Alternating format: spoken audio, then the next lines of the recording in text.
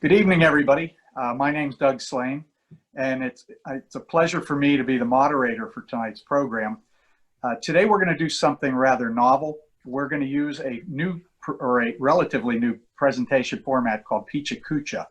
It comes from the Japanese term meaning chit chat, and the format of the program is where each speaker will have 20 slides to go over in 20 seconds. So it's allowing them to show more but talk less. And I know that's oftentimes hard for us to do. Many of us are professors and presenters.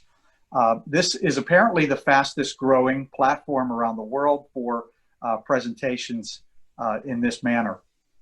So we're really looking forward to this. We know that tonight's theme is going to be of great interest to the people watching tonight because many of us are kind of stranded during COVID and we can't travel like we would normally be doing. Just by a brief introduction on myself, I am an infectious disease specialist. I'm also a professor at West Virginia University. I am the Global Affairs Liaison for West Virginia University School of Pharmacy. I also, on the global level, in addition to our global programs, I have done humanitarian work and I do a lot of consulting for antimicrobial stewardship worldwide and also clinical training development. Well, that's enough about me. I'm going to move on to our first speaker for tonight. Our first speaker is Dr. Ellen Schellhaus, and she comes to us as an associate professor of pharmacy practice at Purdue University. Dr. Schellhaus, excuse me, is also an adjunct professor at the School of Medicine at Indiana University. She's the program coordinator for the Purdue-Kenya Partnership and the Purdue Associate Executive Director for AMPATH, the academic model providing access to healthcare. Dr. Schellhaus also serves as the College of Pharmacy's International Programs Officer at Purdue. Her research and engagement are focused on the AMPATH practice site, which is in Eldoret, Kenya. She's very involved in global health education. In addition to her work with AMPATH, she has developed an internal medicine APPE at the University of Antioquia, which I cannot pronounce probably, in Medellin, Colombia, and helped coordinate clinical research APPEs at Barts Health or St. Bart's in London, England. She coordinates and teaches elective courses in pharmaceutical care in developing countries and international APPE preparation. She has collaborated with students and community partners to build a robust service learning program that coordinates the PKP activities within Kenya. Dr. Schellhaus is certified to provide intercultural learning training and assessment and has incorporated that into her global pharmacy education and research. She's very accomplished, and without any further ado, I'd like to turn it over to Dr. Schellhaus. Thank you, Doug. I get to be the first one in this process, and I think I'm cramming more in instead of talking less, just talking quicker, so bear with me. Thank you for having me. I coordinate international rotations for Purdue and provide intercultural training. I'm going to talk about, during this challenging time, how we are adapting our experiences and pivoting our programs. I am going to share how we continue partnerships, try and maintain patient care focus, embed intercultural learning, and how we are pivoting our training programs. We have 3 locations for our rotations at Purdue University, students in Colombia, Kenya, and in the UK. I'm going to share how we're adding intercultural learning in each of these and how we've pivoted each of them very differently. I first wanted to talk a little bit about intercultural learning and the assessment of intercultural learning in our global health experiences. So I put up the intercultural development continuum just to state that we use a variety of different assessment tools within our global health experiences for students, including the intercultural development inventory, cultural intelligence, and a few different AACU rubrics for our programs. And the first pivot that we actually had has already occurred in pivoting our prep course for students that are doing global health experiences. And we published that in the recent special collection, which I would encourage you all to look at some great examples of didactic and experiential pivots from around the world. There are some great case examples in that special collection that just came out. The first pivot that we have is probably our most challenging within the Purdue-Kenya partnership.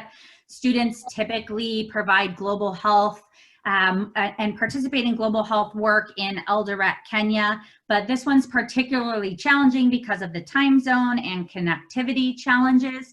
So since students aren't able to be on the ground there, we've had to do some creative thinking on how to pivot this experience.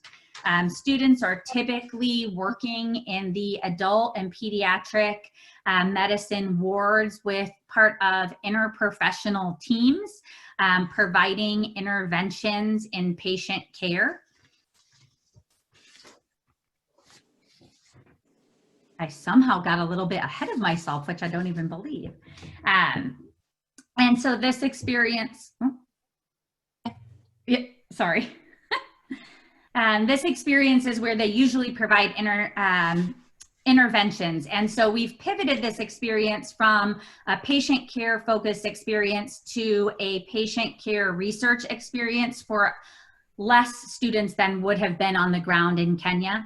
But the students are collecting data on their experiences and they are assessing recommendations globally and locally.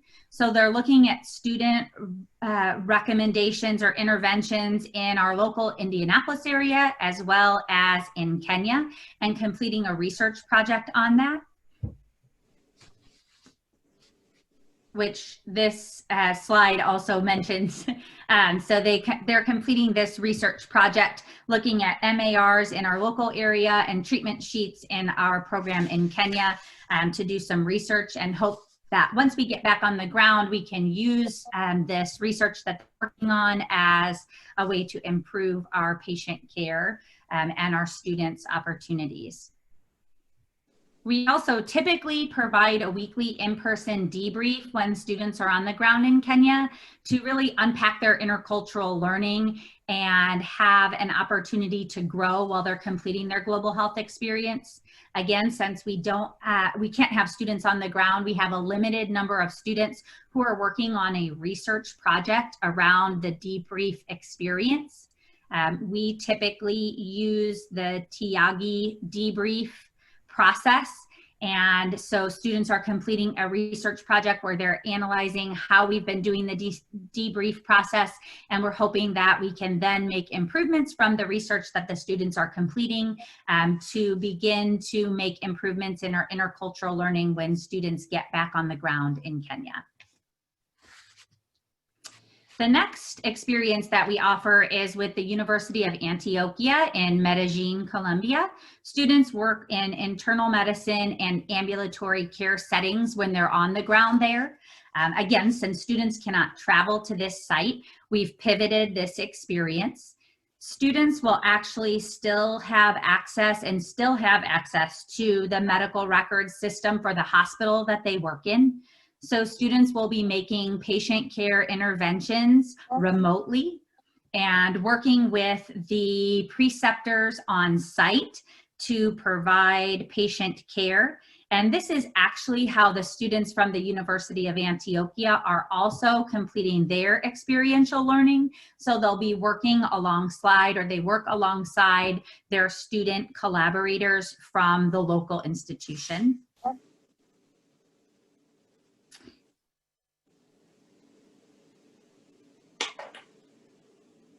And to infuse intercultural learning into this experience, we partnered with the Center for Health Equity and Innovation at Purdue to host virtual conversations on health equity with students from both Purdue University and from the University in Columbia as a way to embed intercultural learning into this pivoted experience for our students.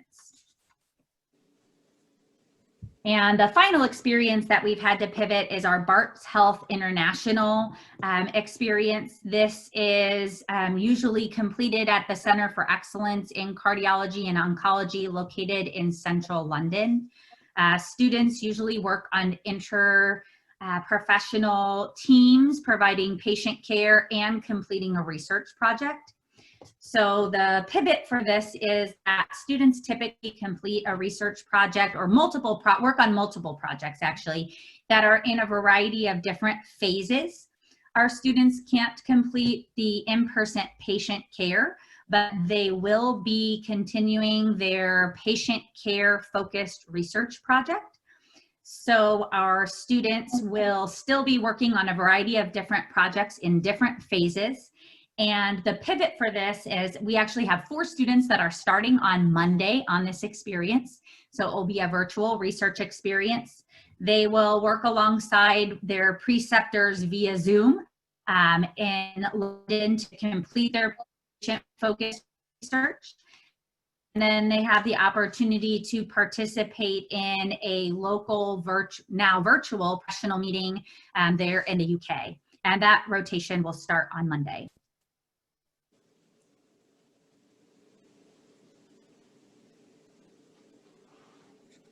All of our students who complete the global health and international experiences at Purdue have the opportunity to work on their intercultural learning through a guided global competence certificate. It's composed of 20 modules of intercultural learning that is facilitated by faculty mentors like myself in 4 key areas that are listed there. And again, all students who are completing global health or international experiences have the opportunity to work on this competence certificate. And then our final pivot for all students that were participating in global health experiences is pivoting to a local public health opportunity. So whether they were working on a project in Kenya, Colombia, or London, APPE, they have the opportunity to participate in Flu Shot Moonshot, which is our campus-wide vaccine clinic, where we're going to vaccinate the entire campus in a little over 2 weeks. Each of our students will participate in at least 12 hours of this public health clinic as part of their local public health service while they're completing their virtual global health experience.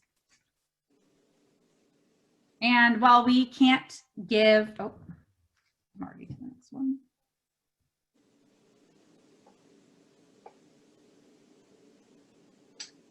While we can't give in-person hugs right now, we're hoping that our strategic planning and the use of the virtual experiences like I've described in patient care, research, and with our education and training partners can sustain us during this pandemic with our relationships so we can get back to real hugs. So thank you so much for allowing me to share how we are providing intercultural learning in each of our different international and global health experiences and how we've pivoted these to virtual experiences during the pandemic. Thank you.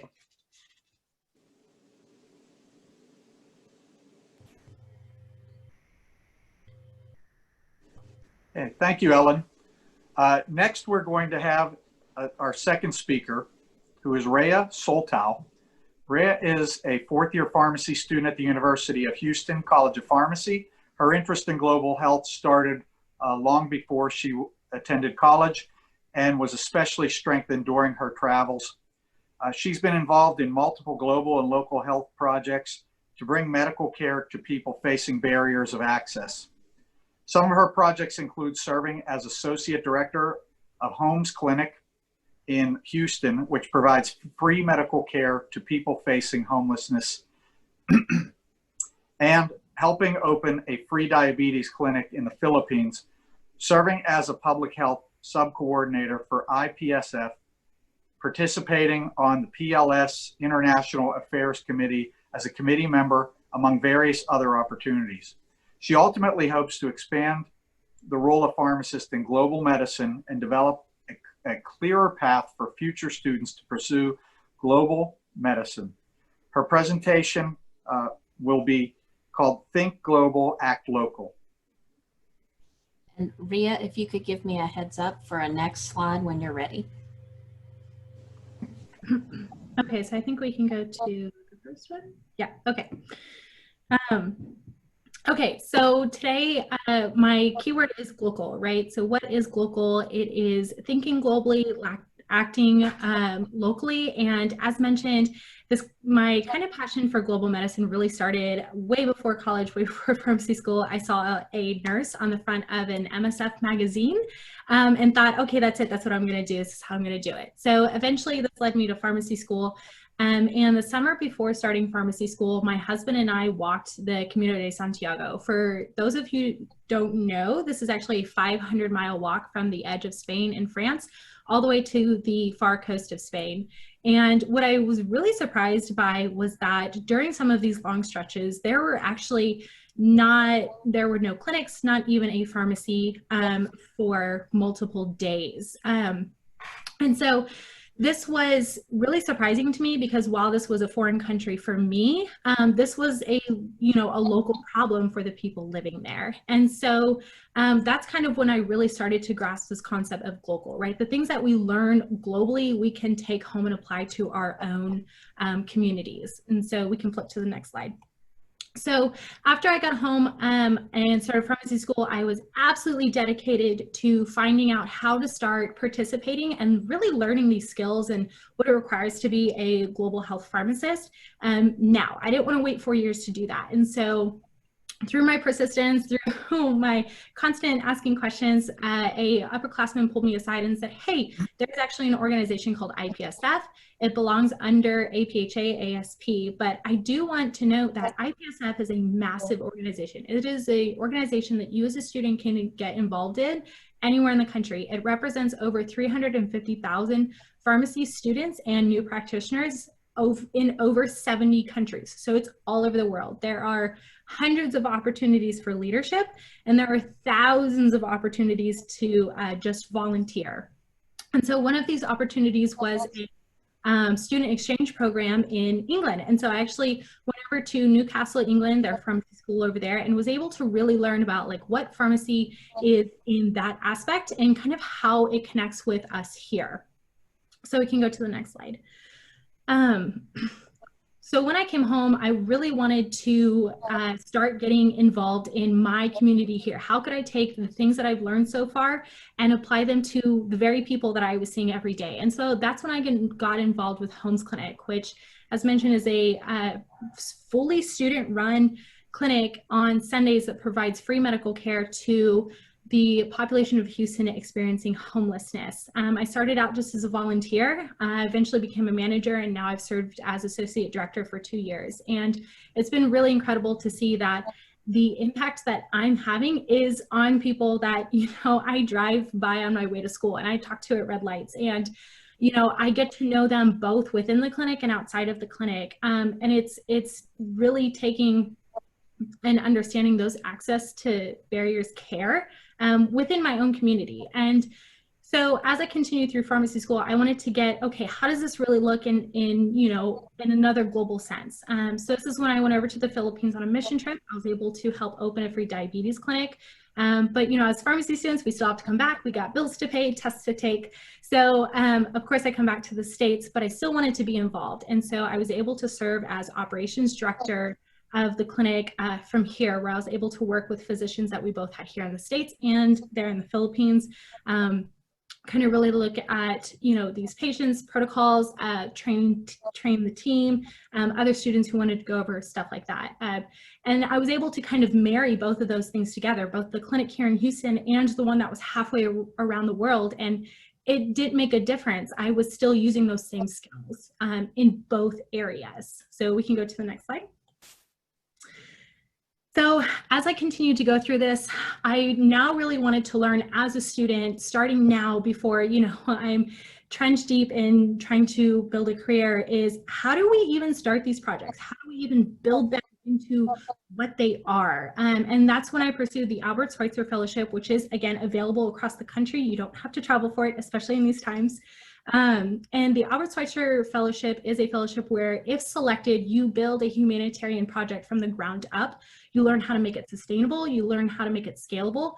You are given funding to be a fellow and to start this project, and you're given every mentor you could possibly need. So my partner and I ended up working with Patient Care Intervention Center, where we could build a med rec system for this organization and really bring a pharmacy perspective into the care of patients.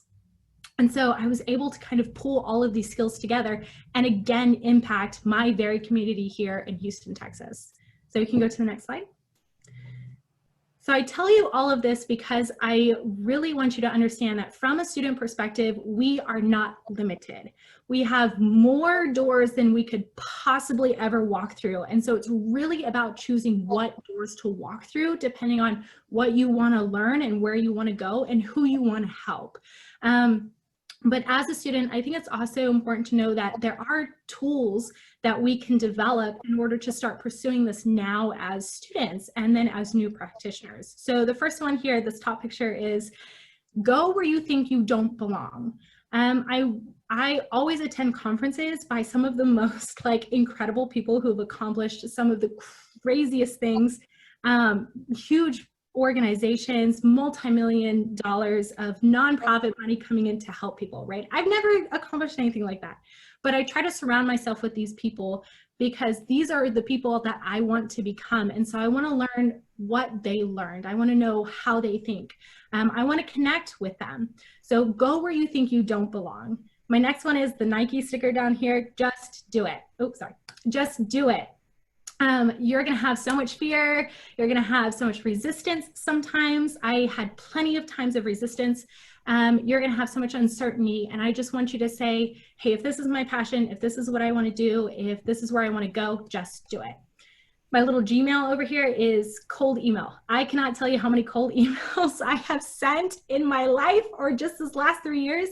If there was somebody that I heard from that I absolutely connected with their message, they are exactly what I want to be doing, I just sent them an email. I said, hey, I connected with what you said. This is why, this is what I've done, and this is where I want to go. Can I learn from you? If there's anything that I've learned, it's pharmacists love to build each other. Global pharmacists live for it. And so you're almost never going to get a rejection when you say, can I learn from you? Next slide.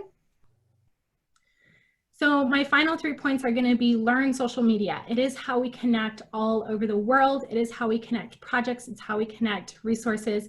Learn it, really get involved in it, use it as a tool. Over here on the right, I want you to get involved in local projects. I was able to find resources and make connections just because I did 1 or 2 little local projects that weren't big, sustainable, scalable, funded things. I just went and volunteered and I learned a lot. And then my last one down here is a pharmacist in MSF. And I want you to be bold. Be so bold in what you do. Be bold in your passion. Be bold in going out and helping people. It doesn't mean that you don't have fear. It just means that you take the step forward regardless of that fear. So next slide. This is my contact email. You can cold email me. I am happy. And thank you so much for listening. This is, just kind of trying to bring in a student perspective. Thanks. Hey, thanks, Rhea. That was really great. Your passion is really palpable there, and we appreciate all you do, and it's good to see young people getting engaged like that. Our next speaker is Paulina Deming. Paulina is an associate professor at the University of New Mexico College of Pharmacy, and she's the assistant director of a viral hepatitis program at Project ECHO. Through Project ECHO, Dr. Deming works with partners in the community, correctional facilities, as well as with Indian Health Services, tribal, urban Indian health programs to expand access and support the treatment of chronic hepatitis C virus infections. In 2017, Project ECHO's HCV team supported hepatitis C virus elimination efforts in the country of Georgia. Today, she will be talking about the ECHO model, and her title is Moving Knowledge, Not People. Thank you so much. All right, and we could go to the next slide. Go ahead, thank you. So the ECHO model, or Extensions for Community Healthcare Outcomes, was developed in 2004 at the University of New Mexico by Dr. Sanjeev Arora in response to the Hep C epidemic. Dr. Arora realized that rather than finding ways to get people to come to a specialty clinic, he needed to figure out a way to move the knowledge about Hep C treatment to where the patients were. And go ahead, next slide. At the time, treatment for chronic Hep C virus included visits to the specialty clinic, frequent labs, monitoring. Patients who wanted treatment would have to have a dependable car, take time off work, and often travel long distances. In short, patients living in rural or medically underserved regions weren't able to access care, and they were dying because of it. Next.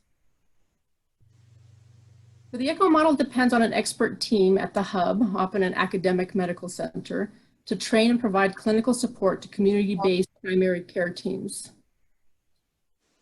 It's often referred to as the spokes. In this way, local clinicians get the support and they need to provide high quality care at the right place and at the right time. Next. ECHO is not telemedicine. Both are important and both serve very different purposes. Project ECHO is a lifelong learning and guided practice model, which transforms continuing professional development and exponentially increases the workforce capacity. Co-management of cases provides an interactive learning environment with learning by doing and learning from each other. Next. The ECHO model is guided practice, again, learning by doing. Through collaborative problem solving, all teach and all learn. And I think the best analogy here is at some point you wouldn't trust we didn't learn how to drive by looking at a PowerPoint presentation. At some point, you needed that guided practice to get out there and learn how to do it. Similarly, mastering complex healthcare is better served by co-managing patient cases. Next. In New Mexico, ECHO provides support for HCV treatment to clinicians around the state, including primary care sites and within the corrections system. A separate Indian Health ECHO was launched to provide support to Indian Health Services, tribal and urban Indian health programs. Next. The Cherokee Nation was an early adopter of the ECHO model in its Hep C elimination program. The Good Health and Wellness in Indian Country was a program supporting Native American and Alaska Native tribes and tribal organizations. Other academic centers and health systems adapted the model for other complex but common disease states as well as non-medical issues. Next. International ECHO efforts also followed. The country of Georgia's Hep C elimination program depended on developing an ECHO model, which was supported by the Georgian experts in the capital city of Tbilisi in a way to support their local clinicians to provide access to Hep C treatment so that they could achieve their elimination goals. Next. In Africa, a number of programs were developed in partnership with the African CDC, the African Society of Laboratory Medicine. These range from single country programs to regional multi-country collaborations, tele-ECHO sessions focused on various topics, again, ranging from HIV rapid testing, global health security, and antimicrobial resistance, among others. Next.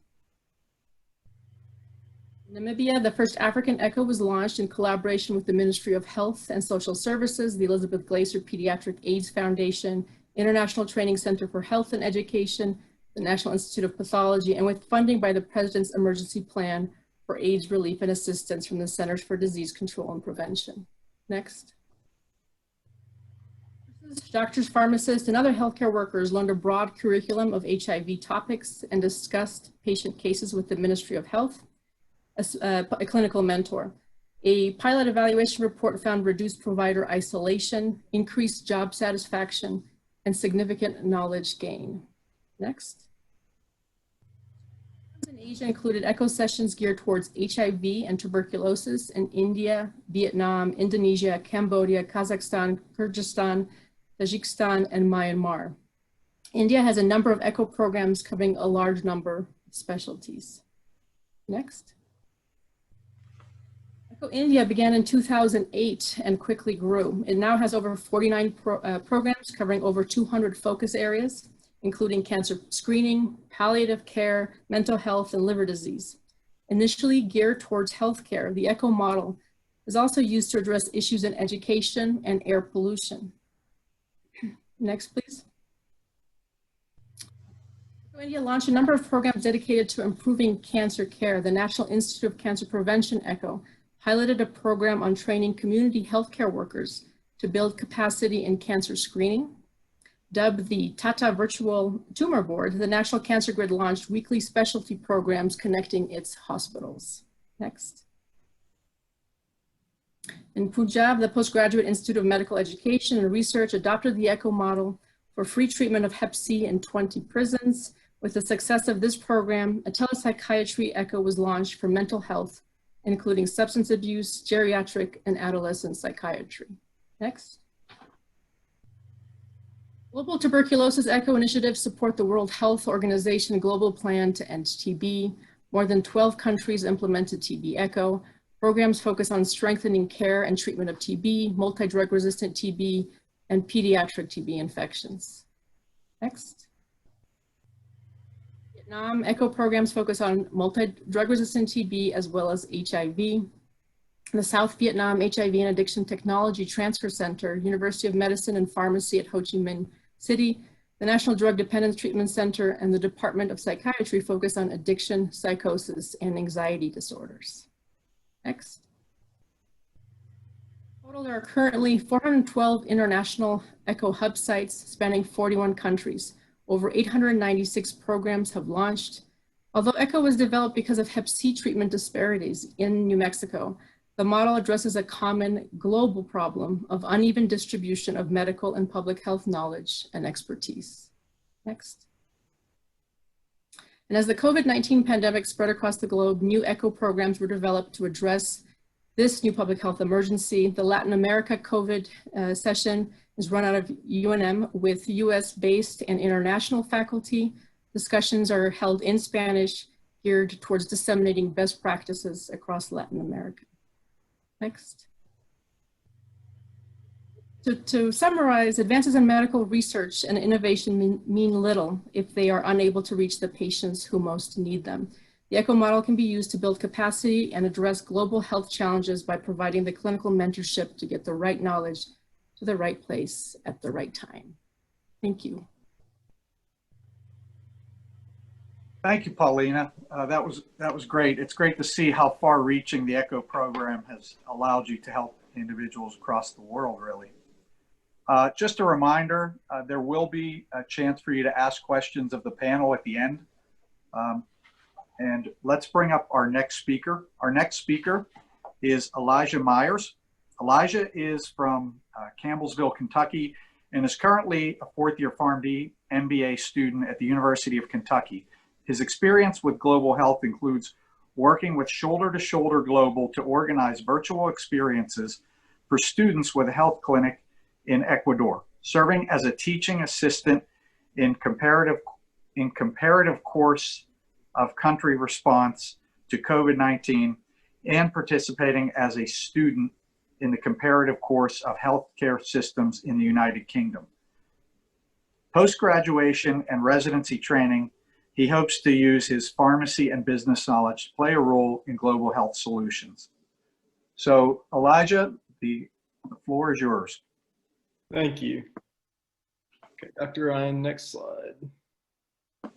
So since 2007, the Centro de Salud Hombro a Hombro has offered primary care services on the outskirts of Santo Domingo, Ecuador, to low-income patient populations. Santo Domingo is the fourth most populous city in Ecuador, and it has undergone immense growth since Hombro a Hombro's inception. Next. Even though Ecuador has a public healthcare system, it is often saturated, making it difficult for many citizens to access care. Hombro a Hombro bridges that gap for at-risk patient populations, namely the elderly, pediatric, pregnant, and disabled patients. Next. The University of Kentucky Shoulder to Shoulder Global Program has been an integral partner with Ecuadorian healthcare providers in the development of the clinic and has organized numerous multidisciplinary healthcare brigades in the community since 2002. Next. Typically, Shoulder to Shoulder sends week-long brigades 4 times a year of healthcare professionals and students to support services performed by the clinic. Over the years, close to 1,000 participants affiliated with UK have traveled to Ecuador to provide over 58,000 patient consultations. Next. Students across various education levels and healthcare focuses have completed brigades in the past. In the semester prior to their brigade, students complete a course in interprofessional teamwork and global health, where they learn about Ecuador, the determinants of health, interprofessional practice, and global health ethics. Next. Unfortunately, COVID-19 prevented travel to Ecuador, but leaders in Shoulder to Shoulder started developing an alternative format for the brigade so that students could still experience interprofessional global health and the culture of Ecuador. Next. During the second week of August, 6 UK students joined 9 Ecuadorian students for the first of its kind virtual brigade to the Hombro a Hombro Clinic. Students were provided a daily Zoom link and participated in the same sort of activities that they normally would on an in-person brigade. Included in the Hombro a Hombro staff that led the brigade from Ecuador was the clinic's chief physician, the pharmacy coordinator, the community and social work coordinator, the community nurse, as well as an interpreter to facilitate questions and discussion. Each day of the virtual brigade had a set schedule that started with a virtual patient consult with Hombro a Hombro's chief physician, followed by a full day of activities and discussion that allowed the students to compare and collaborate. Each day ended with a short debriefing and reflection time. Next, yep. Each morning, the chief physician performed patient consults that were selected to guide discussion concerning different healthcare disciplines in Ecuador, such as physical therapy and pharmacy. Before each case discussion, students practiced presenting patients to the entire brigade. In addition to the daily schedule, students had the opportunity to engage in a cultural buffet that furthered their virtual experience. Buffet items included practicing Spanish language, learning new cooking skills, encountering Ecuadorian performing arts, and exploring Ecuadorian travel spots such as the Galapagos Islands and the market. Discussion opportunities were more plentiful in the virtual experience and often more in-depth than the in-person brigade. Here, students meet with the Santo Domingo community leaders to discuss the challenges residents face daily and how the clinic helps to solve those issues. A few traditional presentation Zooms were incorporated as well. This one is about women's health in Ecuador and was led by UK faculty and clinic staff members who specialize in women's health medicine. Students were able to ask questions via the chat to expedite the time spent translating between English and Spanish. Conversations surrounding contemporary issues such as the impact of COVID-19 and changes in immigration policy were also incorporated in the virtual brigade. Here, a professor from a university in Quito led a discussion on the impact of COVID-19 on children's health in Ecuador. Students were able to travel the streets of Santo Domingo through a pre-recorded city tour narrated by the program coordinator. Several activities began with a short pre-recorded video to provide the in-person feeling to the virtual brigade and was followed by Zoom discussion time. Video footage from previous brigades were able to be translated and used for the virtual brigade as well. This allowed students to encounter the Sachua culture of the indigenous population of Ecuador, which was followed by discussion on the impact of COVID-19 on this population. Students completed a cooking demonstration of a traditional Ecuadorian ceviche meal in conjunction with the discussion on nutritional healthcare in Ecuador. On the right is an image of a meal prepared by a student for his family after the brigade. On the final day of the virtual brigade, the clinic's pharmacy coordinator led students through a salsa dancing lesson. Many students reported that the cultural components dispersed throughout the week helped create bonds with other students from different cultures or healthcare backgrounds.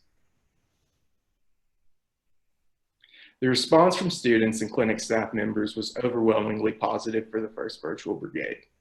Clinic staff members enjoyed the time devoted to discussing their roles in clinic operations when the brigade is not there in Ecuador, while students felt like their virtual global health experience was just as meaningful as an in-person brigade. And then moving forward, Shoulder to Shoulder Global will offer another virtual brigade in spring 2021, with the hope that the virtual brigade can become a more permanent offering for students who cannot travel or who want to engage in a different brigade experience. Thank you all.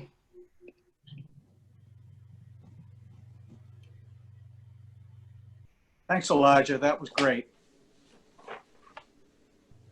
Okay. Next, we will have Dr. Deborah Goff. Deborah is a global antibiotic stewardship expert, infectious disease specialist pharmacist, and a founding member of the Antimicrobial Stewardship Program at The Ohio State University Wexner Medical Center. She's also a professor of pharmacy practice in the College of Pharmacy at Ohio State. Dr. Goff founded the OSU South Africa Train the Trainer Antibiotic Stewardship Pharmacist Mentoring Program in 2012. She also received the 2019 OSU Distinguished International Outreach and Engagement Award for her work in South Africa.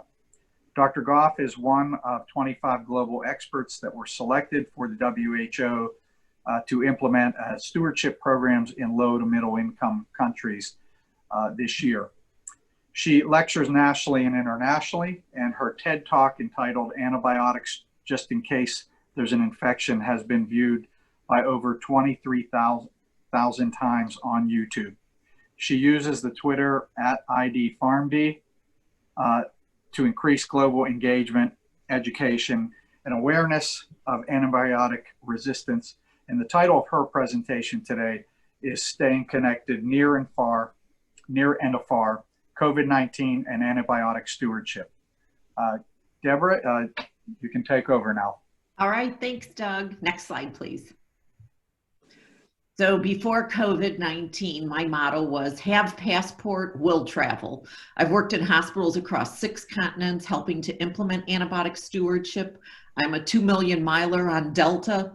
Most of my global work has been in South Africa since 2012, shown here with my colleague, pharmacist Dina Vandenberg, and my US partner, not pictured here, Pavel Prusakov from Nationwide Children's Hospital. Next slide. And then COVID-19 hit us. I've been to China 4 times, but I've never heard of Wuhan, but now the entire world knows where Wuhan is. The global pandemic really shut the world down and changed our ability to interact globally. So let me tell you about how I still work globally without travel. Next slide. So I was one of these 25 experts, starting with the World Health Organization to implement antibiotic stewardship in low middle income countries. Our meeting was February 29th in Bangkok, Thailand. And of course that was canceled and we moved to Zoom calls. So most of the major infectious disease meetings all got shut down and have all moved to online. So spring conferences, fall conferences, everything's online. Next slide. So let's see, there's, I missed a slide there. Okay, here we go. So this is something that Pavel, myself, and our whole team developed, the NICU Stewardship Toolkit for Pharmacists for South Africa study that we were supposed to start in August. The toolkit is sitting on a loading dock at Ohio State University as South Africa is not prepared to accept any shipments. So we just made it a PDF and sent it to the pharmacist, and we're starting the education with this toolkit in our Train the Trainer program virtually. So I have calls with them each week. The pharmacists are starting to read this information, and we will conduct our study virtually with our colleagues that will lead the initiative in South Africa. Next slide. So when life gives you lemons called COVID-19, we learn to make lemonade. The South African mentors and my partners pictured here at Nationwide Children's Hospital. Pablo Sanchez is our NICU physician. Pavel, I've mentioned. Ben Nwome is a pediatric surgeon working with myself and others. We have FaceTime calls. COVID has not impacted neonates as much as it has adults, so we're strategizing to start our study in a couple months. Next slide. So the editor of JACCP, the new online journal, Dr. Jerry Bauman, wrote this editorial, Hero Clinical Pharmacist in the COVID-19 Pandemic, Overworked and Overlooked. And I thought, why doesn't the public, politicians, policymakers, or patients see pharmacists as frontline providers? And it really bothered me. And so I decided to do something about it. Next slide. Pharmacists are really the most accessible healthcare providers, as the previous speakers have all given amazing examples of their global work. 90% of Americans live within 5 miles of a pharmacy. In the low middle income countries in South Africa, the pharmacist was the only accessible healthcare provider. So why do all of the above still think of pharmacists as only dispensing medication, which is an important role, but it's not the only thing we do? Next slide. So during COVID, I really liked journaling, and I started collecting cartoons and photos. And look at the first cartoon I found that pharmacists were actually mentioned, along with the garbage and sanitation, repair people, transit workers, and then here's a store that's thanking the doctors and nurses, rightfully so, but pharmacists were never mentioned. Next slide. So I decided to use my global network of pharmacists by inviting them to write a paper with me. And I looked to many of the superstar pharmacists, very young in their careers, that I've worked with around the world. And I asked them to describe how are pharmacists in your country personally contributing to the care of COVID-19 patients. And I knew it would be different based on the different countries. Next slide. So COVID, collaborative, ongoing, vital, infectious diseases. We had 9 countries participate. Nigeria, the United States, United Kingdom, South Africa, Lebanon, Qatar, Saudi, Canada, and Australia. Each story is different. This paper just got published. The early online version is available at JACCP, released today. Very excited about it. Next slide. And part of what we wanted to accomplish is create an infographic that the news media could look at. I asked Tim Gauthier and Brad Langford to design this infographic that we could share with the public, our politicians, patients, news media, to show them the many diverse roles of pharmacists providing frontline care to the management of COVID patients. And look how many we identified. Next slide. Pharmacists reviewed the tsunami of COVID-19 drug therapy studies. We came up with creative ways to preserve PPE in the hospital setting. We managed all the drug shortages. We opened COVID clinics to manage post-discharge medication monitoring. Policy changes are allowing pharmacists to perform COVID testing.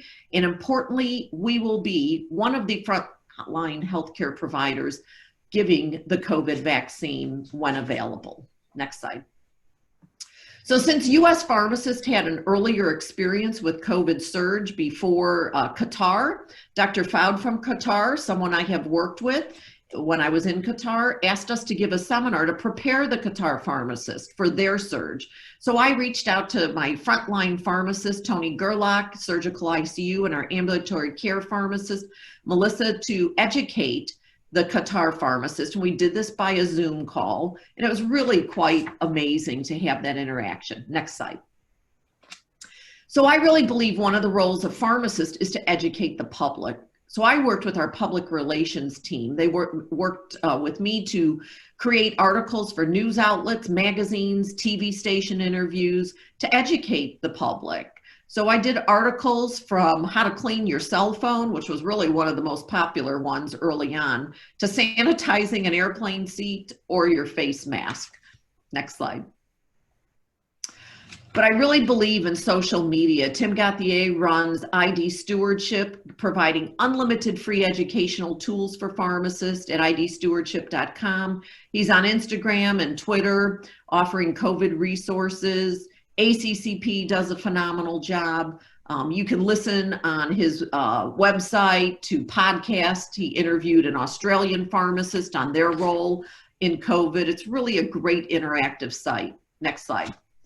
He provides free education. We do Twitter chats the third Thursday of every month. You can join in. Pharmacists from around the world can follow our conversation, post questions, and engage with each other. And I've made more friends over Twitter, people I've actually never met, but we've co-authored together. We do public presentations. Next slide. But I think Dr. Li, the hero physician whistleblower from China, who posted on social media in December about this deadly, unnamed respiratory infection that was occurring in Wuhan. He was forced to retract that statement. He then went on to contract COVID, caring for all of his patients, and he posted this photo of himself on Twitter 2 days before he died in the ICU from COVID. I think this just shows the power of social media and how you can teach the world in real time as COVID spread around the world. Next slide. So COVID-19, in my opinion, provides pharmacists with unlimited opportunities to publish and teach the world. It doesn't matter what your practice is. Mine is antibiotic stewardship. If you're oncology, how many patients missed cancer treatment, skipped it or delayed it? What's the impact of that? What type of medication adjustments do you make during a telehealth visit? There's so many ways to document the valuable role of a pharmacist in this pandemic. Next slide. So I really challenge you, what is your global footprint? Diverse, compassionate care for patients. How does your footprint contribute? I loved listening to the P4 students so early on in their career, making a significant footprint, and really encourage you to keep doing that. Connect with me on Twitter. I'm at IDPharmD. Thank you. That was great, Debbie. Thank you very much. Certainly a good use of social media during this difficult time. Next, we're going to move on to Melody Ryan. I think probably most of the people know Melody on this call. Melody is professor at the University of Kentucky College of Pharmacy, where she is also the Director of International Professional Student Education. She was recently appointed the Assistant Provost for Global Health Initiatives for the University of Kentucky. She is focused on making global health learning accessible to students at all levels and making global health education interprofessional. These goals have been accomplished with faculty-led education abroad, short-term experiences in global health, virtual classroom exchanges, APPEs, a global health case competition, and now a virtual hackathon. She will be speaking about making lemonade out of COVID, a course to compare countries' responses to COVID-19. So, Melody, you're already in control, so it's all yours. Thank you, Doug. All right, so like all of you before the pandemic, we at the University of Kentucky had a full year packed with students coming and going. We had planned clinical and research APPEs. They had interprofessional international case programs to go to, short-term experiences in global health, faculty-led education abroad, as well as students coming for experiences at UK from abroad. Unfortunately, in March, all of that planning and anticipation came to a screeching halt and everything was canceled, just like everywhere else. When a group of us were discussing this problem, and we discussed it a lot in the beginning, we thought, wouldn't it be interesting to compare the different countries and their responses to coronavirus? And just like that, a course was born. When we looked at the specifics of COVID-19, we saw an opportunity also to bring in One Health concepts into our class. So just as a reminder, One Health is the concept that environmental health, animal health, and human health are all connected. It's also sometimes called planetary health, so you may hear that terminology. And it's certainly part of global health. Taking COVID-19 as an example, it's easy to see the One Health concepts that play out here, particularly with the suspected chain of transmission that suggests a strong tie to those One Health principles. We thought that COVID-19 would be an excellent way for students to have an exposure to the principles of global health without traveling. So there is strong evidence that the virus originated in horseshoe bats. However, the genome in human cases is not the same as it is with the bats, so that indicates there's an intermediate host. The identity of the intermediate host is currently unknown, But many animals have been suggested, including penguins, civets, pigs, and even snakes, although the snake thing is a little unlikely. But current thinking is that it's likely a rodent, such as a rat, and then the virus jumped to humans, and from there has been spread worldwide. We also knew that we wanted students to further their interprofessional teamwork skills, so we partnered with the Center for Interprofessional Health Education to develop the class. And I should also mention that I've had displaced APPE students with me since May, which was critical to really developing this class so quickly, and Elijah was one of them that you heard from earlier. We finalized the idea and we started advertising the course about a week before the summer session began. And we offered it both as a pharmacy course and a nursing course to capture both undergraduate and professional students. The topics of the course included information about the disease itself, One Health, technology, epidemiology, government, policy, communication and credibility, health disparities, economics, and secondary impacts of COVID. So students learned about each aspect, and then they were asked to see how their country dealt with that particular issue. We let students choose from a list of countries to help select their teams, and they gave reasons for wanting their particular country. And then we also tried to achieve professional balance between the groups of 4 students per country. The content was delivered asynchronously for readings and videos, both things that were recorded for us and things we Googled around and found. I did also want to talk just a moment about Perusal, which is a tool that we use to increase engagement of students with the reading assignments. This tool allows students to comment on parts of articles and respond to each other, and really increases their engagement with the written material. We also had weekly synchronous sessions, which we use mainly for really brief lectures, and then the students broke into their discussion groups to talk about how the topic was pertaining to their country and reporting out on that to the larger group. One of the best activities that we had students do was key informant interviews. Students talked to citizens in their assigned country about their perceptions of the virus and the way the country was responding to that. The other key deliverables were a group presentation, which, just like everyone else, we have a Zoom screenshot right here, and then also a written report over their country. To give you a few results, we had 43 students participate, which we thought was pretty amazing, considering we only advertised the course about a week before it started. The vast majority, you can see, were pharmacy students, but we also had nursing, medicine, public health, social work, and physical therapy students. Just to give you a few more results, we asked students to rate their agreement on a 5-point Likert scale with several of the CUGH competency statements before and after taking the course.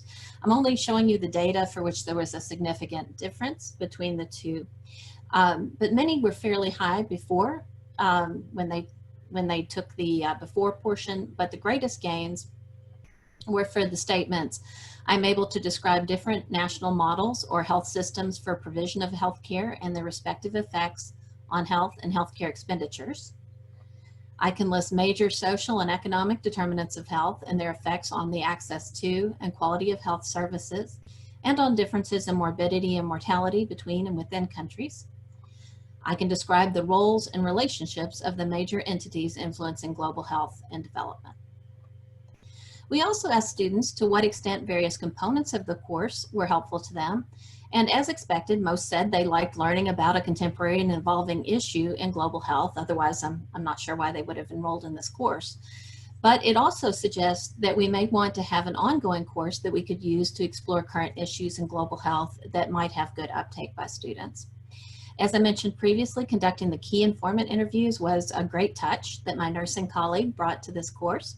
And students also really liked the interprofessional aspect of the course, which was interesting to us because so much of the course was pharmacy students. I put in just a few responses from students when asked about takeaway points that they got from the course. They spoke about their surprise that different countries had different responses, and also the importance of interprofessional collaboration. So I think those were important takeaways. Of course, I didn't do this by myself. My colleagues pictured here all came together to make a lemonade course out of the lemons that are COVID. I have Drs. Jim Ballard and Madeline Aluzio from the Center for Interprofessional Health Education, Dr. Hartley Feld from the College of Nursing, and 2 APPE students who had hoped to be doing international rotations during this time, but wound up doing virtual academic rotations with me instead. Heather Ashby, who should have been in Poland, and Elijah Myers, who should have been in Thailand. Thanks very much. Okay, thank you, Melody. Let us move to our final speaker, and then we'll have time for the panel to answer any questions that anyone wants to put forth. So our final speaker is Emily Flores. Emily collaborates on global and rural engagement efforts at the Bill Gatton College of Pharmacy and interprofessionally at East Tennessee State University. Alongside learners, she has served in rural Appalachia, Central America, South America, Europe, and Africa through partnerships that ETSU has developed. As an academic pharmacist, she has developed over 10 courses in classroom and experiential settings for pharmacy students, pharmacy residents, medical residents, and interprofessional student groups, ranging in topics from practice-based patient care skills to cultural competency skills. Her research interests include diabetes, geriatrics, global pharmaceutical care, interprofessional education and practice, patient assessment, rural and underserved practice, and women's health. She will address traveling through active learning activities tonight. All right, thank you. Here we go. I am not quite the world traveler that some of my esteemed colleagues are, but I have left a piece of my heart in every community that I have had the opportunity to serve. For a variety of reasons, many pharmacy students will not be able to travel during school, and others will only see a portion of our big world. There is so much that we can do at home to give students a broader global perspective. But what do we want students to get out of the travel that they would be taking, and how can we teach that in the classroom? Planning and engaging in global active learning activities can help with this. Active learning is any approach to instruction in which students engage in the learning process using activities that can be trips of any duration, from a few minutes to spanning the semester. These activities can be done as individuals or in groups, virtually or on the ground. And I'm going to quickly share a variety of examples that you can adapt and explore for your students. Culture is one of the things that is important to us to share. It's made up of the values, beliefs, and underlying assumptions. Culture is influenced by customary and religious practices. Cultures have unique art, politics, economics, and customs. Cultural appreciation is one of the foundations of global education. We want students to ask, who am I? What lenses am I looking through? First, we learn about ourselves and realize our culture, and then we can learn about and respect the cultures of others. The first brief activity guides students through a series of questions, building from the world's top 50% to the world's top 1% in wealth. It shows students where they are now and that they will be in the top 1% of the world's wealth eventually. It shows them, kind of a new perspective when they're currently living in debt, kind of realizing that. There's a lot of other similar activities that you can look into to reveal individual perspective. You can Google a lot of them at times. You may have heard of the Global Beads activity, Privilege Walks, the DAE Images activity, or even you can look at the 100 People World Portrait to develop activities. There are many great global health books or even movies that can lend to an excellent book club. Nonfiction books, documentary movies can help with self-reflection and starting to learn the perspectives of others. I have used Foreign to Familiar with many learners, and consistently students remark about how it has significantly impacted their own cultural perspective and helped them start being aware of the cultural perspective of others. We discuss through the chapters and laugh over the authors and our own snafus. It ends up being a lot of fun to go through and not a hard read. Travelers have told me that they wish they had read it before their first trip. You can use a variety of trivia gaming options, cultural questions about a region of the world, a population of focus, maybe a review of content that you've discussed, or even use it as a formative exercise. Here, Kahoot is asking about the number of flowers in Russia, and you only give even numbers at funerals. Without getting on a plane, we still have all of our senses. So let's think how we can use them to travel. What can we see, hear, smell, taste, and do locally?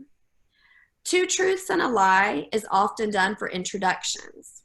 I have compiled one-pager fact sheets for focus countries and require students to read them prior to class and then turn in a two truths and a question response to the pre-reading. Then they can ask that question during the focus country session. These sessions have an individual from the country that now lives in our area share about what makes that country special to them. They will show us interesting sports, share music, we'll eat food when we're together, and talk about healthcare concerns as well. We end up having a lot of fun, and I definitely have to watch the timing for the speakers, but they're a great time.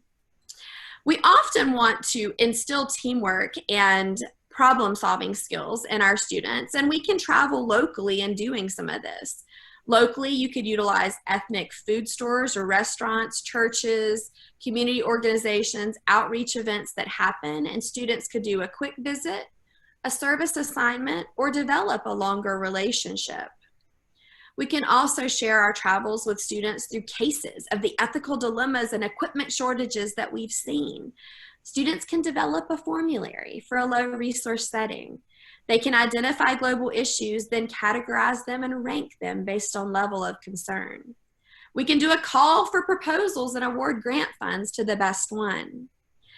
I use the New England Journal of Medicine series of articles on international healthcare from about 2015 to do a jigsaw where students read one article and then come and discuss that. You hear about a lot of different countries' health systems that way, and the discussion that follows compares and contrasts. The news briefs let students guide what we talk about, and when there are new crises and issues coming out, students bring those forward. I do one or two of these in a session. I just ask that it's healthcare related and a reasonable resource in these. And so we really have a lot of fun in those discussions. The World Cafe is a highlight of each year for me. I've used it in global electives and for 5 years in a pediatric and geriatric course. Really what you're wanting to do here is effectively engage students in shared problem solving of contemporary social health issues. This does take time and planning, but it's really fun. We set up a cafe environment. We leave all the books behind. This is all about your thought and innovation. Students review news articles from around the world kind of as they sip some coffee, and then we go into this environment that we discuss the concepts and progressively shuffle groups as we work to solve problems together. When you think about traveling through active learning, be sure to keep your desired learning outcomes in mind. You can choose activities that'll engage individuals or groups that are any length and can be done in any type of classroom. Please let me know if you have questions or want more information.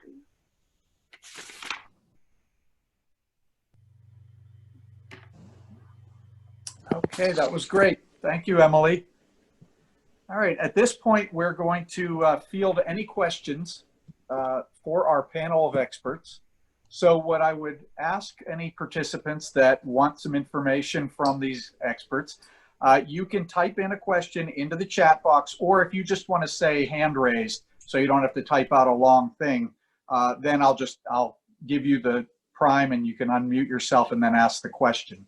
So I'll tend to the chat box, and we can see what burning questions you guys have for the group. Okay, well, while we wait for some people to consider this, I guess I'll throw something out there to the panel, really. A number of you have talked about using these experiences for your research and the research of your students. Do you find that there's any problems with the IRB in these situations because they might involve data from other countries and possibly maybe some intervention or influencing prescribers in other countries? Or are you able to get exemptions or expedited reviews, or do you not pursue them? So that's open to really a few of you, whoever would like to take that. I'll start.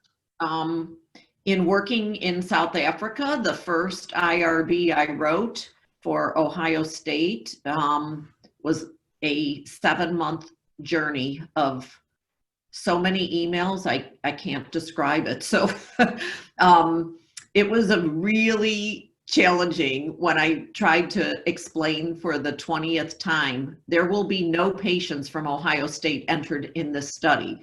I'm actually not seeing any patients, and it definitely doesn't fit the normal IRB, and it is very challenging because in South Africa you have to get ethics approval for all the hospitals you're enrolling in. So it's double work. It's work on my part and it's work on the South African pharmacist. So it takes a lot of effort, especially when there's a grant involved and you're transferring money to a foreign country for salary support or whatever it is. I learned that there's I didn't know there were that many forms that existed that I had to fill out to get that done. So it was a very steep learning curve. Now I've done several studies and I just prepare myself and allow 1 year to get IRB approval.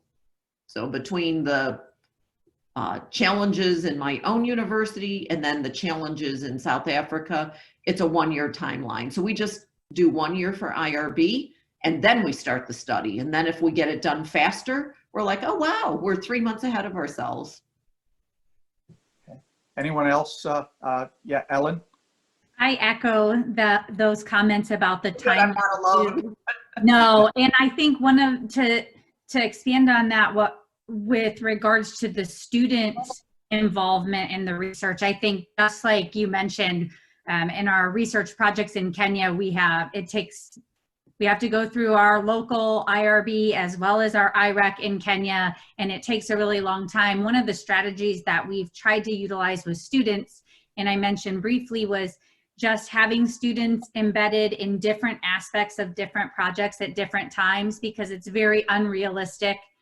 We've never had a student that said, okay, we started from the IRB process all the way through to the scholarship of a project. So while they might be helping with writing an IREC or an IRB on one project, they're data collecting on another project that was a year ago's IREC.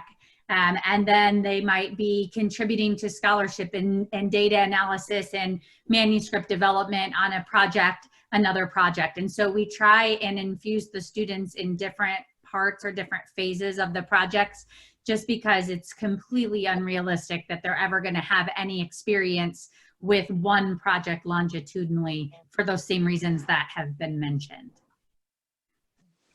Thank you, Ellen. Anyone else from the panel have a comment on it, or should we move to the question? Okay, we'll move on. First person to raise their hand is Hannah. So Hannah, if you can unmute and ask your question.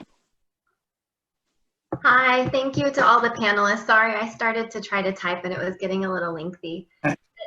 So my question was, we had an international appy that we were planning to get started with in the spring. And so we were thinking about trying to retool it as a research and possibly like clinical discussion type experience remotely. But one of the concerns that we had was placing a disproportionate burden on the people at the host site to kind of coordinate some of those clinical case discussions and help facilitate a research project. So I was just wondering if the panelists had any recommendations, you know, either for how you were able to try to not place a disproportionate burden on the host site, or how you were able to tool it so that it was an equal benefit for both sides. Okay. Melody, you're muted, I think. There you Yeah, so it's a good question, and I think also there is a concern about amount of screen time for the student, because it can be a really long day. We found during our virtual brigade that was the only real complaint students had, is they were in front of the computer all day long. So we had a student actually start her first virtual experience on Monday. And what we've done is have some time that she's seeing patients with the physician at our clinic. And then she's got some time to work those patients up. Later comes back online for discussion with the physician. In the afternoon, it's more readings, maybe some discussion times with some of the other clinic staff. And we've also supplemented that with discussions from here about what she's learning and how to put that in context with her eventual practice here. So that's something that we've done with that burden in mind.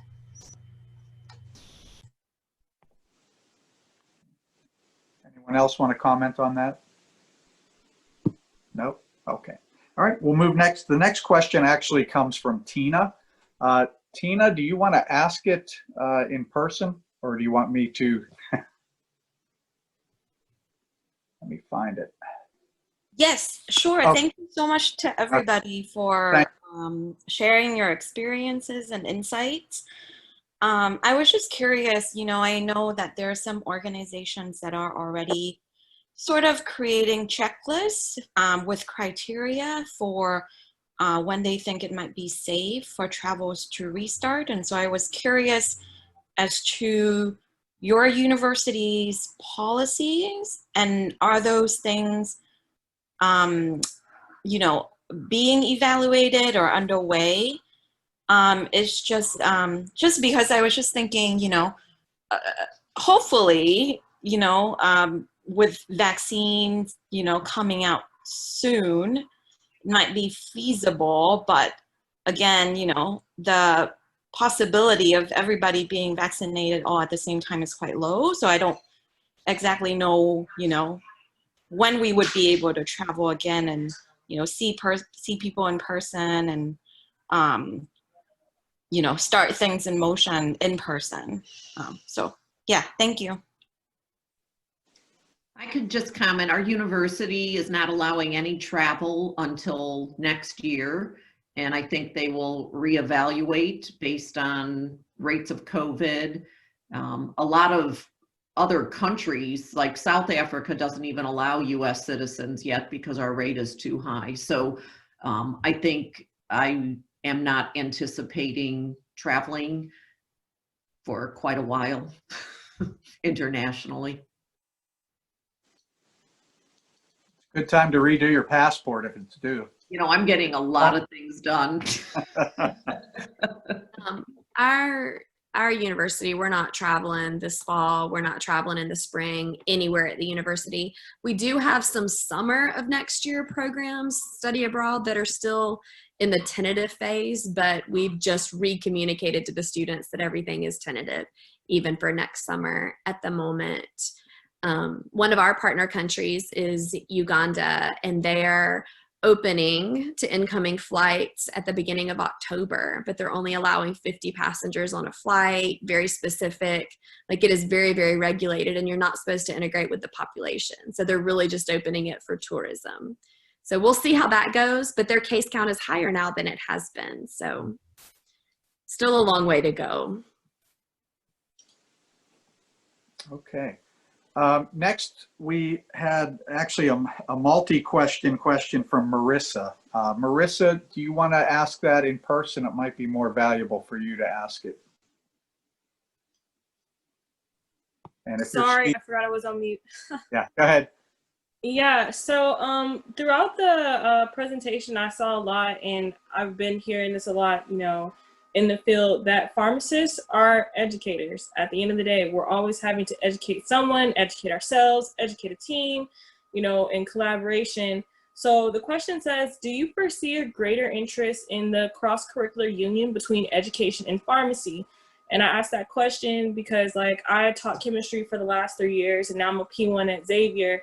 And so many of the skills that I got when I got my master's in teaching chemistry and special education are literally just overlapping just beautifully in pharmacy. And, you know, it's really helped my communication skills and, you know, the processing of the information that we have. So it says, since pharmacists are educators, how would that look? And if pharmacists can be more effective educators, they can cultivate a more actively efficient patient population. So I know there's a lot going on there, but I'd like to hear you guys' thoughts. Thank you. Okay, Paulina? Thank you. So maybe I could start. You know, we've had a lot of education sort of with ECHO. That's sort of the whole idea, is the educational component. And yes, I absolutely see a sort of a major overlap. You know, it's been interesting in our experience when we first started off with ECHO.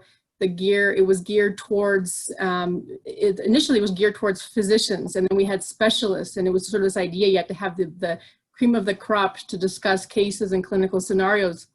And we started realizing quite quickly that sometimes those individuals, although super knowledgeable, have a really difficult time communicating, especially to people who are in medically underserved areas who are, quite frankly, intimidated by those people. And so they don't want to be made fun of or somehow feel inferior because they don't understand, they may not be current on the knowledge. And so for them, it's really embarrassing to say something and then, you know, sort of get scoffed at that, oh my God, that was like 10 years ago on the guidelines.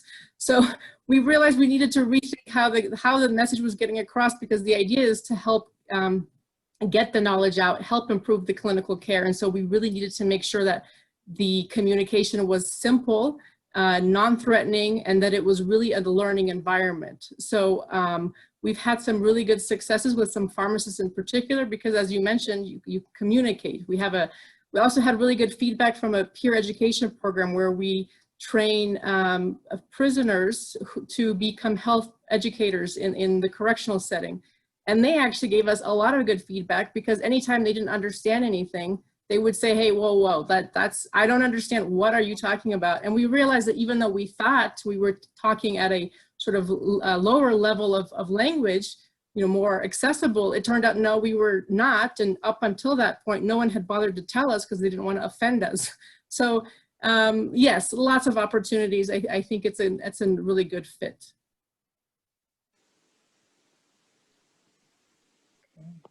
Great reply.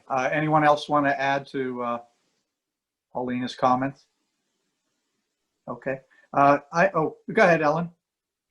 I can just share a little bit about what we're doing at Purdue in this realm of melding education and pharmacy, particularly with this pivot to virtual experiences. So our university is actually incentivizing some of our faculty to pivot to virtual education within our discipline, and particularly focusing on intercultural learning and the aspect that could be interdisciplinary or with a variety of disciplines, and giving us some structure around how to do this, since many of us are pharmacists first and then educators, or in a variety of different disciplines.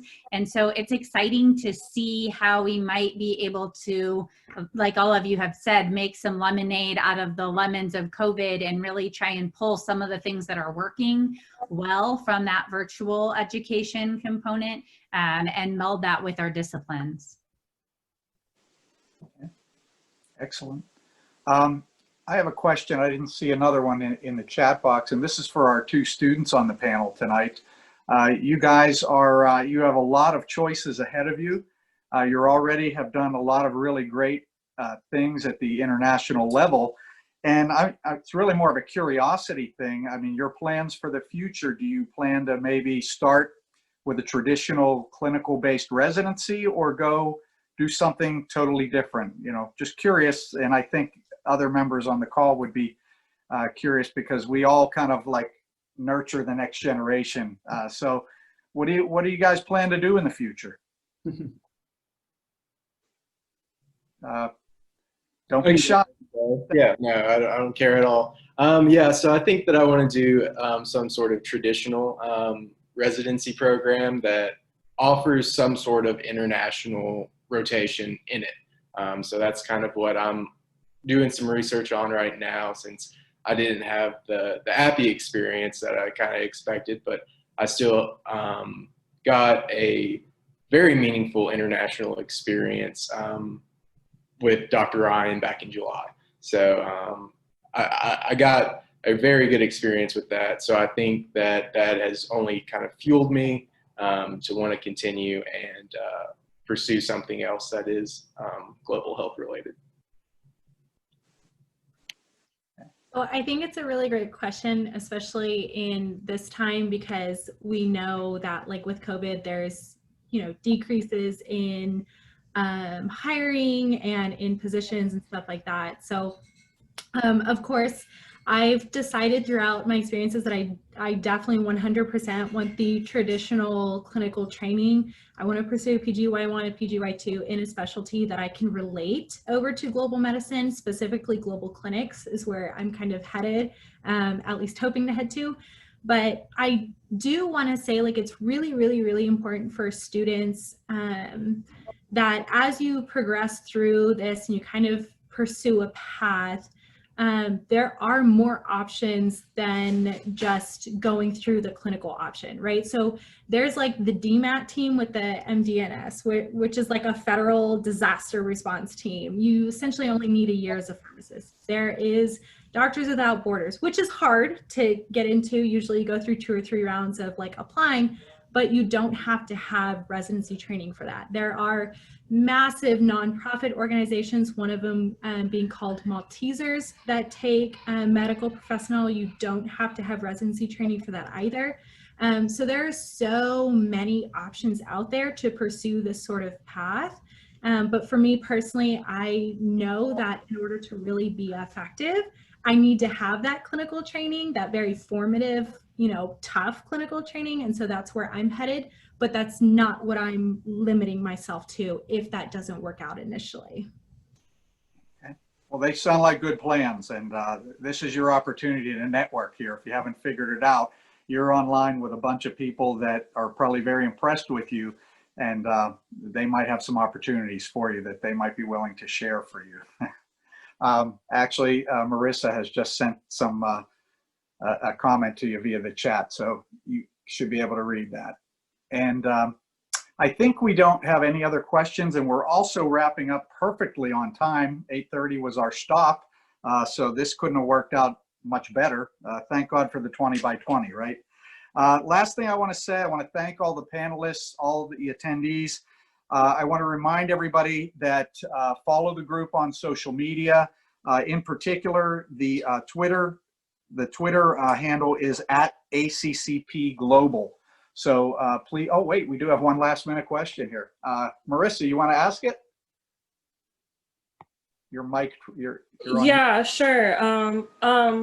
Well, it just went back to what we were talking about as educators, because this has been on my mind, as, pharmacists are educators, and, teachers, we're often undervalued. Pharmacists, as we know, are often undervalued. And I was wondering, once we begin to recognize our role, like Dr. Goff expressed, do you think that pharmacists could truly play a really critical role in stabilizing medicine internationally, because we're right there in the neighborhood, because we're right there at home? And what facets do you see us contributing, as in like what movements, what moves would we make as a whole in order to really push that forward? Because as we know, it's like once we're on the same page and we're unified, of course, the healthcare system will improve as well. And I feel like we can make some really great impacts. So what do the panelists see that looking like? I'll start. So I do antibiotic stewardship, which is a global healthcare crisis, and COVID really has given us even a bigger platform. And implementing that around the world, is not dependent upon physicians. Physicians will rarely do anything unless they're being compensated for it, where pharmacists will do whatever you ask them to do as part of their job. It's amazing. It's the same no matter what country I go to. And I see someone laughing because I think they probably would agree with me. So I am a huge advocate of pharmacists, and I hear the barrier everywhere. Well, they just dispense in our country. I've never, I do all these lectures, and there's like 1 or 2 pharmacists at some of these huge global meetings I'm presenting at.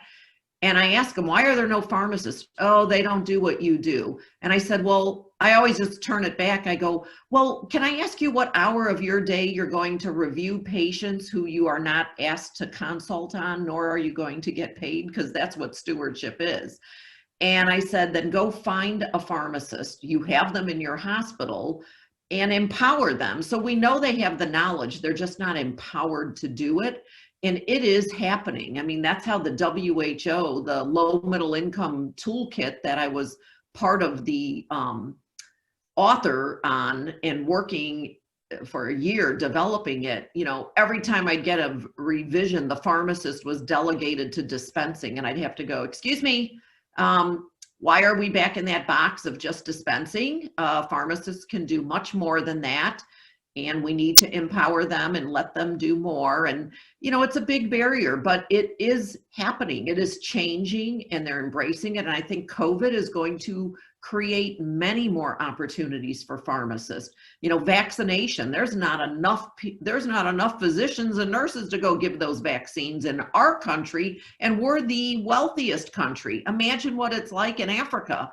You know, it will be 100% dependent on pharmacists. So we need to take this and run with it. To me, this is our golden opportunity to step up now, or it's never going to happen. So I think this is a really great opportunity for our profession.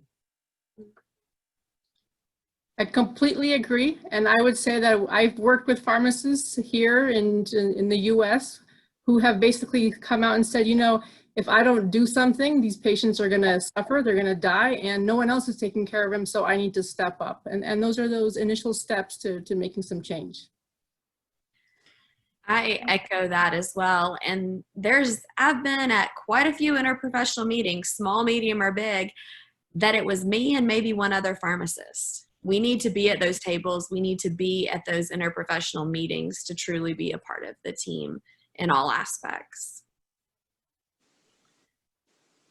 And I think just to answer from a student perspective, like you have a panel of people who've been doing this for a long time who are really, really good at it now.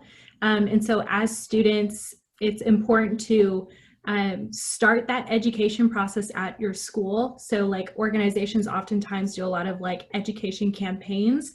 Start doing that now so you get experience educating in the healthcare profession, right? Just like it was mentioned earlier, is they got, you know, they're getting feedback that even though we thought we're educating really well, we needed to change how we were doing it. And so that starts now as students. And as you do that throughout your school, you encourage others to do it, you learn how to do it better, and then you're able to take that in as a professional and then start bringing it to the larger tables of discussion. So definitely start practicing those skills now and through those organizations, and then eventually you'll get to becoming one of these, like, you know, amazing global educators, because it is a skill. It's such a valuable skill, and it's actually harder to develop than you think. Okay. Great answers there, guys. Again, I think we're going to sign off here. So, you know, because the virtual janitor is going to come to sweep the auditorium, so we got to get out of here. Anyhow, thanks again to the presenters. Thank you to everybody that attended. We look forward to future webinars that we have. And again, Melody did post the social media addresses, so make sure you follow the group and participate on social media. And then, you know, think global and act local. So I'm signing off. Thanks. Thanks again. See you guys.